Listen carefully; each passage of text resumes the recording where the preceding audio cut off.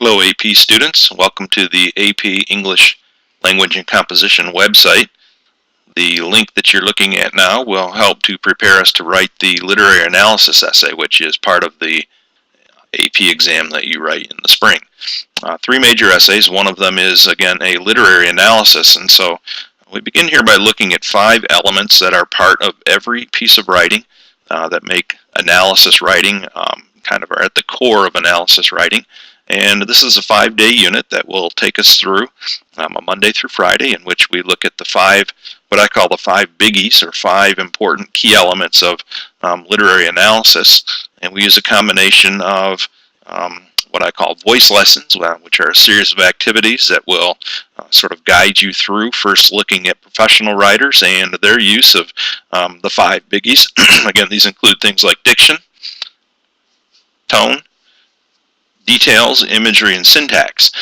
After looking at professional writers and how they make use of these elements, then we challenge you to incorporate those things into your own writing. And so that's really our mission here. We'll begin on Monday by taking a look at a couple of key elements relative to tone. There's a guide sheet that you'll open a Word document and read a brief introduction of that. Monday will include a video clip that we'll ask you to watch and then to write in your journal for a while to analyze the tone that is being used by the speakers in that video clip. There'll be a brief micro lecture like this one that I use on tone. And then again, we go into what I call voice lessons, which is a chance to read from professional writers, anyone from contemporary writers all the way through to some of the classics, such as Mark Twain. Samuel Coleridge, I know, is one of them, Elie Wiesel. And so you'll have a chance to sort of practice or mimic famous writers as you attempt to find your own voice in writing tone and diction and the other elements. That'll make the analysis piece a lot easier for you. Tuesday we'll focus on diction. Diction is the word choice that an author uses to try to establish a tone. Certainly use the example of Mad Libs. Actually play around a little bit with Mad Libs on Tuesday in an effort to just to emphasize the point that the choice of words that you make in writing is critical to establishing a tone and delivering your message. And good writers make very careful and precise use of words in order to do just that. And so again, we'll help you to find your own voice by first looking at what other writers have done. Wednesday we'll be combining 2 elements together, details and imagery.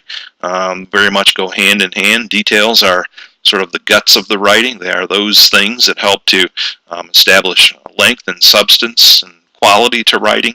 Imagery is a type of detail that focuses on sensory images, things like sights and sounds and smells, taste and touch. And so we'll look at some specific writing, again from famous writers, and begin to learn how we can analyze how they use those elements of detail and imagery and diction to establish a tone and to achieve a purpose.